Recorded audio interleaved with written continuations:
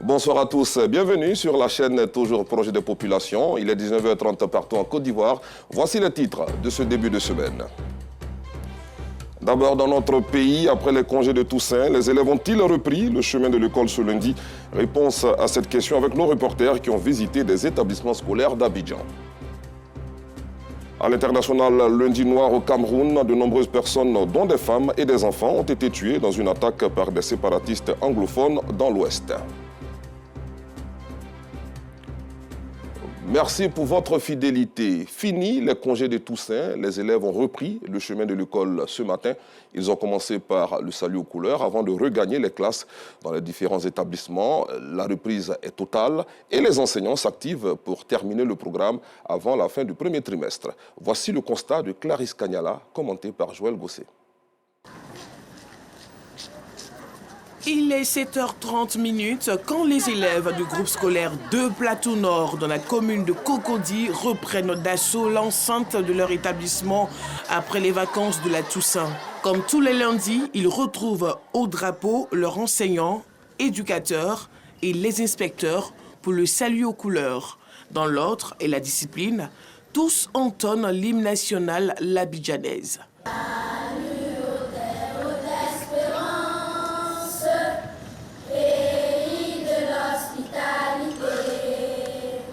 Comme à l'accoutumée, l'inspecteur exhorte les élèves à la discipline, au travail et à l'obéissance. Ce que nous avons demandé aux enfants, c'est de fréquenter l'école. Il faut qu'ils soient là.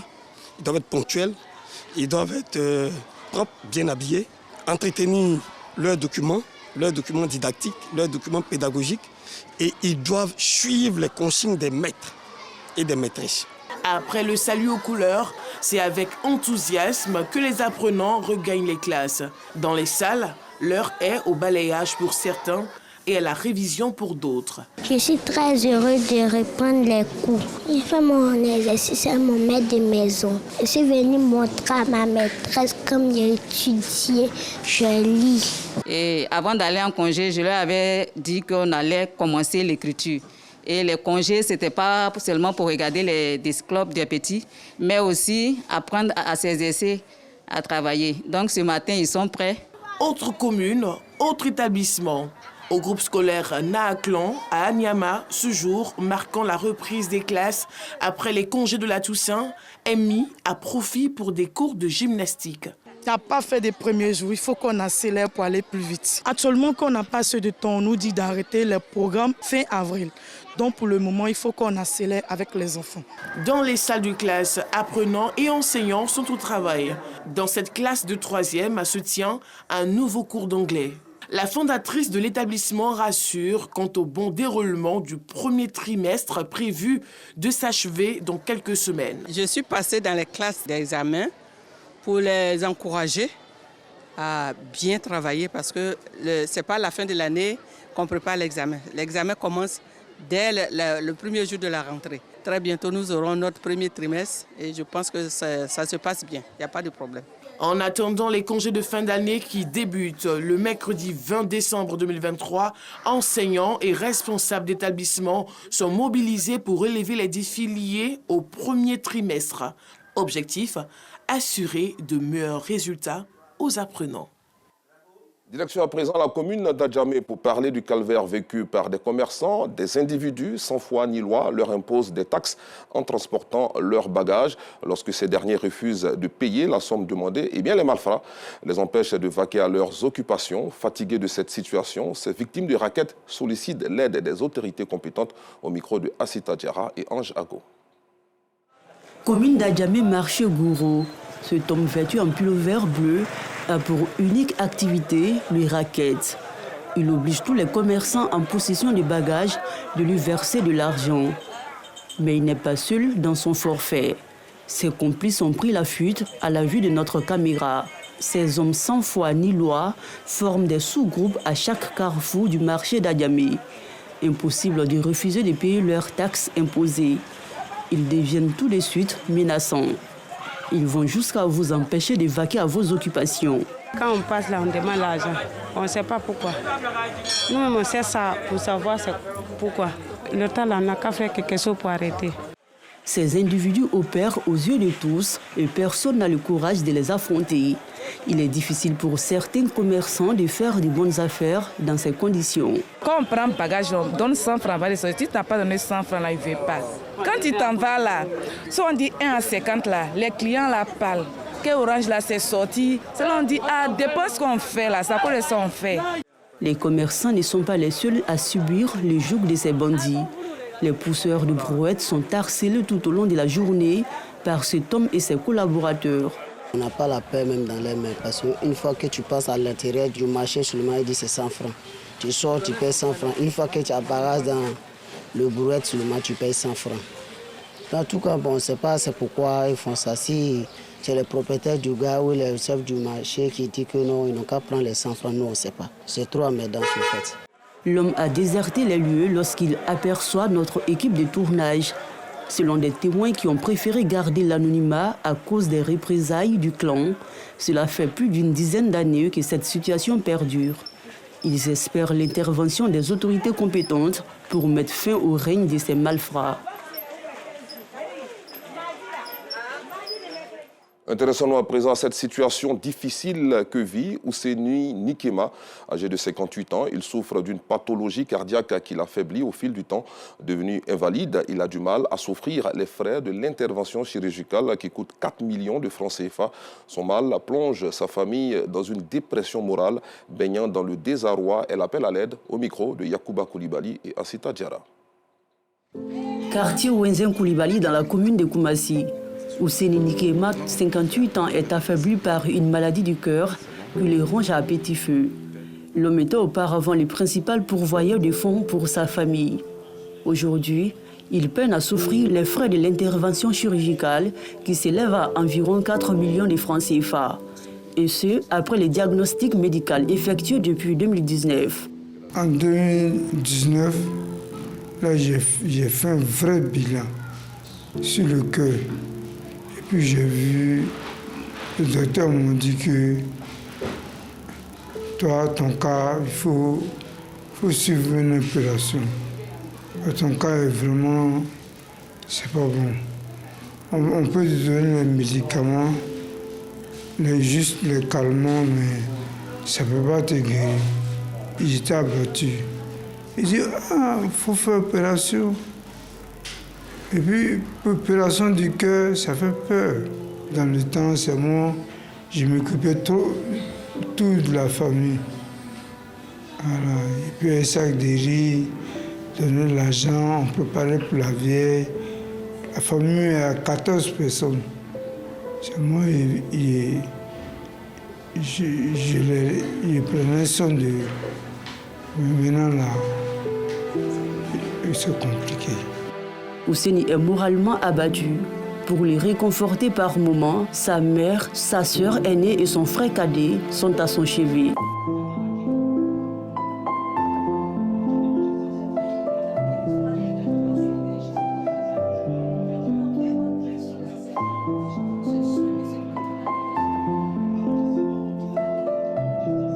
S'alimenter correctement est devenu une corvée pour Ouseni.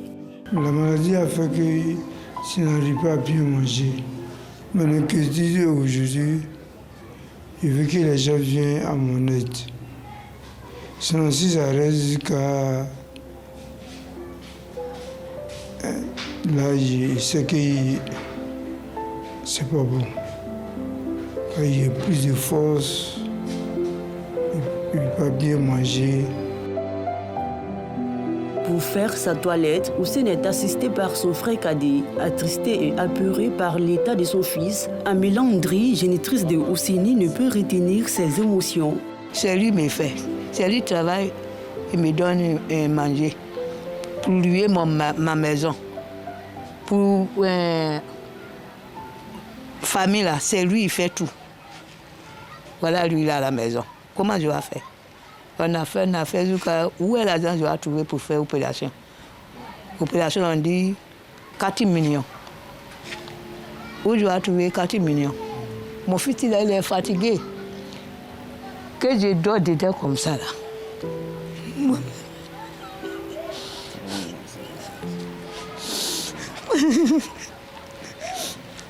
Après de nombreuses tentatives pour rencontrer le maire de la commune de Koumassi, Fanta Boukari, sœur aînée d'Ousseni, est au bord du désespoir, mais compte sur un éventuel soutien de ce dernier. Ça fait 5 ans qu'il souffre beaucoup même. Et nous n'avons pas les moyens. Nous ne pouvons pas avoir les 4 millions et puis aller opérer mon frère. Et là, comme il est fini. Nous avons dit que nous, on allait partir d'abord voir notre papa, Cissé Bakongo. Mais comment faire pour le trouver? Je sais que si il nous voit,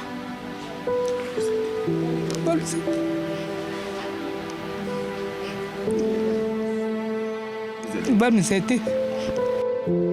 En attendant l'aide d'un bienfaiteur pour assurer l'intervention chirurgicale, les membres de la famille et proches ont le regard tourné vers Dieu et éventuellement une âme généreuse pour sauver Ousseni. Des images émouvantes qui interpellent vivement qu'une chaîne de solidarité se mette en place pour aider Ousseni qui est rongé par le mal dont il souffre. Et puis une semaine après l'ouverture provisoire de l'échangeur de Makassi, la circulation est fluide sur la voie express d'Abobo pour le plus grand bonheur des automobilistes. Cependant, les voies secondaires sont en travaux, une situation qui oblige les piétons à parcourir de longues distances pour traverser l'échangeur, un calvaire aussi vécu par les taxis communaux et les commerçants. Voici le constat de Justin Kwasi. Circulation à vive allure sur l'échangeur du carrefour Makassi de la voie express dans la commune d'Abobo. Cette fluidité de la circulation fait la joie des automobilistes depuis sa mise en service provisoire le 30 octobre dernier. On est vraiment content parce que la voie est bien libre. Tu quittes à Djamé aujourd'hui, tu t'en à Bobo, chap. Tu quittes à Bobo aussi, tu t'en à Djamé, c'est chap. Vraiment, on remercie le président, on le remercie pour tout ce qu'il fait pour nous. Cependant, les voies secondaires, à l'image de celle du carrefour Makassi, reliant l'échangeur, sont fermées pour travaux. Une situation difficile pour les piétons. L'échangeur, en tout cas, c'est fini, ça nous arrange puisqu'il n'y a plus d'embouteillage comme avant. Mais le problème, c'est qu'ils n'ont pas pensé à nous, les piétons. Il faut traverser pour aller de l'autre côté, là, c'est un autre trajet. Bon, de ça, si tu veux traverser d'ici, descendre de l'autre côté, dans le quartier, c'est un peu plus court par rapport à ici, au lieu d'aller faire le grand tour. Mais si tu passes vers ici, là, tu es obligé d'aller passer vers l'ancien garage pour redescendre encore pour faire le grand tour, pour venir tout près. Pourtant, c'est pas loin. Ce matin même, je viens de passer, je suis tombée et je me suis blessée. Des automobilistes surpris de la fermeture de cette voie sont obligés de faire demi-tour, ce qui cause des embouteillages. La voie, je ne sais pas que c'est fermé. Je suis arrivé quelque part là, j'ai constaté que c'est fermé. Je suis obligé d'aller faire demi-tour, passer vers la préfecture de police et aller continuer par William Civil avant de revenir ici. Ça fait pratiquement 1 heure du temps que je suis là. Pour un raccourci de 2 à 3 minutes. On gaspille en carburant, on gaspille en temps. On devait mettre le panneau depuis à la sortie là-bas, mais à la montée du pont, on devait mettre ce panneau là-bas pour avertir les gens que la bretelle du pont sera fermée de telle période à telle période, mais ce qui n'a pas été le cas. Les conducteurs de taxis communaux appelés Woro Woro se succèdent. Ici, difficile de faire la recette du jour à cause de la rareté des clients. Un jour comme aujourd'hui, lundi, en principe, il doit y avoir beaucoup de clients. Mais par rapport à la route que les gars ont barrée, donc on n'arrive pas à avoir les clients. Donc les voitures descendent, les gens de l'autre côté vers le garage Cissé. Donc nous sommes là comme ça, on est obligé d'attendre. On a vraiment du mal à faire la recette.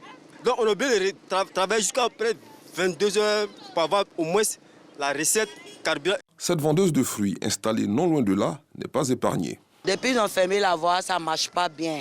Quand ce n'est pas fermé, en tout cas, ici, là, les matins, là, ça marche. Même les soirs, là, quand les clients là, descendent dans Woro, là, payent. Mais quand ils ont fermé, là, ça ne marche pas. Si les automobilistes ne subissent plus les embouteillages au carrefour Makassi dans la commune d'Abobo, les piétons, eux, attendent impatiemment la fin des travaux sur les voies secondaires. C'est l'ouest montagneux de la Côte d'Ivoire qui nous accueille à présent. Démarrée en février dernier, la semaine de la sécurité routière qui se tient à compter du 3 de chaque mois est à sa 10e édition sur l'ensemble du territoire national. À Mans, les autorités en charge du transport multiplient les actions de sensibilisation en collaboration avec les FDS et le corps préfectoral. Des précisions avec Gervais Kwasi du bureau régional RTI Mans. Pour cette 10e édition de la semaine de campagne de lutte contre l'incivisme sur la route, les responsables étatiques en charge du transport et les autorités préfectorales de la région du Tonkpi, appuyés des éléments de la police et de la gendarmerie, investissent les gares routières et les grandes artères du Mans à l'effet d'exhorter les conducteurs sur le respect du code de la route et l'appropriation des bons comportements. Du 3 au 10 de chaque mois, nous nous déployons, la police, la gendarmerie et nous, pour procéder à la sensibilisation et des fois pour les récidivistes à la répression. Il est question de respecter le code de la route. Il faut respecter les usagers vulnérables, c'est-à-dire les piétons, les personnes âgées, ceux qui sont sur les motos. Et demander aussi à ces derniers-là de porter le casque. Nos chauffeurs, il faut qu'ils prennent la ceinture, faire régulièrement les entretiens des véhicules, avoir les documents afférents à vos véhicules. Le permis de conduire, renouveler les cartes de transport, aller faire la visite technique, c'est extrêmement important. Le bien-être des citoyens étant le souci majeur d'un État digne de ce nom, c'est pourquoi le représentant du président de la République a bien voulu mandater l'un de ses plus proches collaborateurs à s'associer à cette campagne. La Côte d'Ivoire perd beaucoup d'enfants, beaucoup de ses enfants dans les accidents de la circulation. On voudrait que vous soyez les porte-parole de tous les transporteurs et leur annoncer, leur dire ce que nous venons de vous dire ce matin, de faire en sorte qu'on puisse connaître vraiment une réduction très importante du nombre d'accidents à Mans. Les transporteurs se sont réjouis de cette démarche gouvernementale qui, selon eux, vise à sauver des vies humaines. Prenons acte, nous serons ambassadeurs auprès des conducteurs et les transporteurs de plus. Pouvoir les sensibiliser pour que nous gagnions au moins de taux d'accidents dans la région de 18 montagnes. Depuis le début de la campagne Stop à l'incivisme sur la route dans le district des montagnes le 3 février dernier, les statistiques donnent les résultats suivants. 106 604 usagers sensibilisés, 11 704 conducteurs verbalisés, 904 véhicules mis en fourrière, 84 accidents avec dommages enregistrés qui ont causé malheureusement 276 blessés et 35 personnes tuées. Parlons solidarité, don de soi à présent. Inadaptée aux activités socio-éducatives de ces pensionnaires, la salle polyvalente de l'orphelinat des jeunes filles du Grand Bassam a été récemment inaugurée. Un don de l'association Colori d'Africa, basée en Italie, avec le soutien financier de la région Emilia-Romagna. Les détails avec Clément Bocco. Ça y est, les pensionnaires de l'orphelinat national filles du Grand Bassam ont à présent une salle polyvalente fonctionnelle. La salle a été entièrement rénovée par l'association de promotion socioculturelle Colori d'Africa, basée en Italie, et AVSI avec le financement de la région Emilia-Romagna en Italie. Cette collaboration a permis d'équiper entièrement la salle et dispenser des cours de musique aux jeunes filles. Vraiment une action qui vient à point nommé parce que la salle était attendue. Jusqu'à ce jour, nous n'avions pas de salle où est-ce que les enfants pouvaient regarder la télé. Nous n'avions pas de salle de réunion. Nous n'avions pas de salle où vraiment accueillir un grand nombre d'enfants pour mener des activités socio-éducatives. Aujourd'hui, avec cette salle que nous venons de recevoir, vraiment, ça vient nous soulager et surtout soulager nos enfants. Tout ce que nous avons apporté, ça va dans le sens du besoin qu'il y avait, qui manquait et que nous avons rempli. Le vide, ce n'est pas fini, ce n'est qu'un début. Aussi avec le projet que la région Emilia-Romagna avait mis à notre disposition avec un fonds de 38 000 €. Alors nous avons pensé que c'était bien aujourd'hui que nous apportons maintenant ce projet en Côte d'Ivoire et plus précisément à Bassam, Grand Bassam, parce que aussi il faut dire que notre vice-président de l'association est de Grand Bassam. Nous comptons sillonner toute la Côte d'Ivoire, voilà, apporter le bien-être, le social, partager. Ça, c'est l'objectif, partager avec les uns et les autres de ce que nous avons et ce qu'on nous donne. Venue réceptionner l'ouvrage, la directrice de la protection de l'enfant, représentant Madame la ministre de la Femme, de la Famille et de l'Enfant, a salué le geste de Colori d'Africa. Ça va servir aussi à une salle de réunion aussi pour le personnel. C'est-à-dire que vraiment, ça a apporté un plus à la structure. Et puis, à travers aussi ce projet-là, il y a eu de la remise de matériel didactique aux enfants.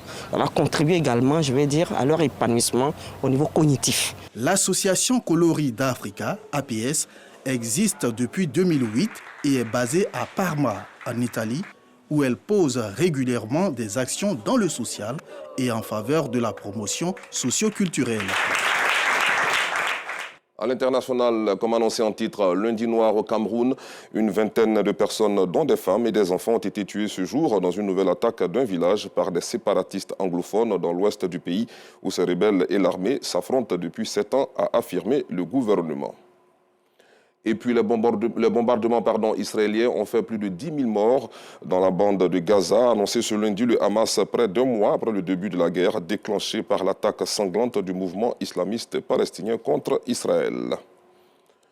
Enfin, aux États-Unis, Donald Trump est arrivé aujourd'hui au tribunal de New York pour se défendre lors d'un procès civil pour fraude qui menace son empire immobilier, le premier d'une longue série de rendez-vous judiciaires qui bouleversent son chemin vers un éventuel retour à la Maison-Blanche. Merci d'avoir suivi cette édition. Bonne soirée sur RTI2.